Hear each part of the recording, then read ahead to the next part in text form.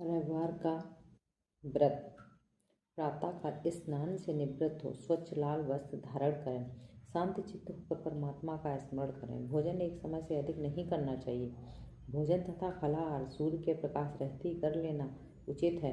जब निराहार रहने पर सूर्य छिप जाए तो दूसरे दिन सूर्योदय हो जाने पर अर्ध दिन बाद में ही भोजन करें। व्रत के अंत में व्रत कथा सुननी चाहिए। व्रत के दिन नमकीन तेल युक्त भोजन आदि ग्रहण न करें।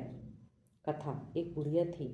वह नियम से व्रत रविवार को सवेरे स्नान कर घर को गोबर से लीप कर फिर भोजन तैयार कर भगवान को भोग लगाकर स्वयं भोजन करती। श्री हरि की कृपा से उसका घर अनेक प्रकार के धन धान से पूर्ण था। घर में किसी प्रकार का विध्वंस या दुख नहीं था। सब प्रकार से घर में आनंद रहता था। इस तरह कुछ दिन बीत जाने पर उसकी एक पड़ोसन जिसकी गाय का गोबर वह बुढ़िया लाया करती थी, विचार करने लगी कि यह वृद्धा सर्वदा मेरी गाय का गोबर ले जाती है, इसलिए वह अपने गाय को घर के भीतर बांधने लगी।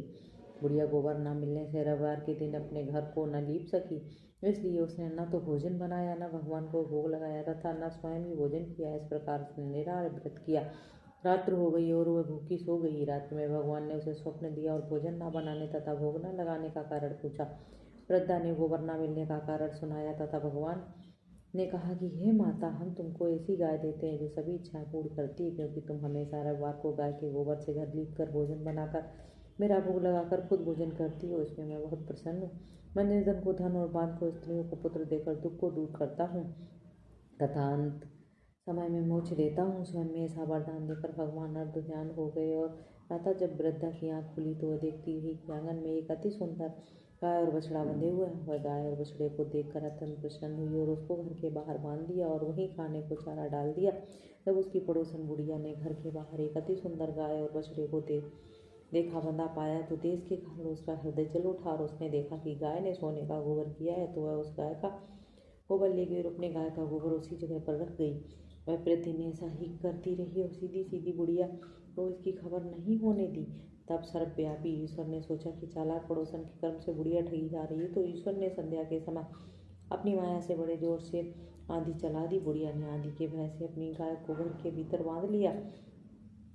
प्रातःकाल जब वृद्धा ने देखा कि गाय ने सोने का गोबर किया तो उसे आश्चर्य की सीमा न रही। वह प्रतिदिन गाय को घर के भीतर बांधने लगी। उधर पड़ोसन ने देखा कि बुढ़िया गाय को घर के अंदर बांधने लगी और उसका सोने का गोबर उठाने का दांव नहीं चलता, तो ईश्वर और दया से जल उठी और कुछ उपाय न देख पड़ोसन ने उस देश के राजा की सभा में जाकर कहा, महाराज, मेरे पड़ोस में एक वृद्ध के पास ऐसी गाय है जो नित्य सोने का गोबर देती है। आप सोने से प्रजा का पालन करिए। वह वृद्धा इतना ज्ञान क्या करेगी।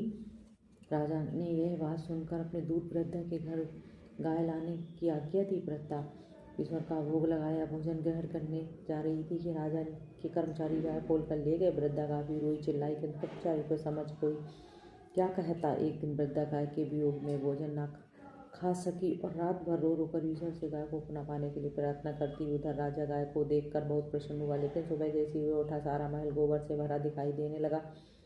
राजा यह देख घबरा गया। भगवान ने रात में राजा को स्वप्न में कहा कि हे राजा, गाय वृद्धा को लौटाने में ही तेरा भला है। उसके परिवार रविवार के व्रत से प्रसन्न होकर मैंने उसे गाय प्रदान दी थी।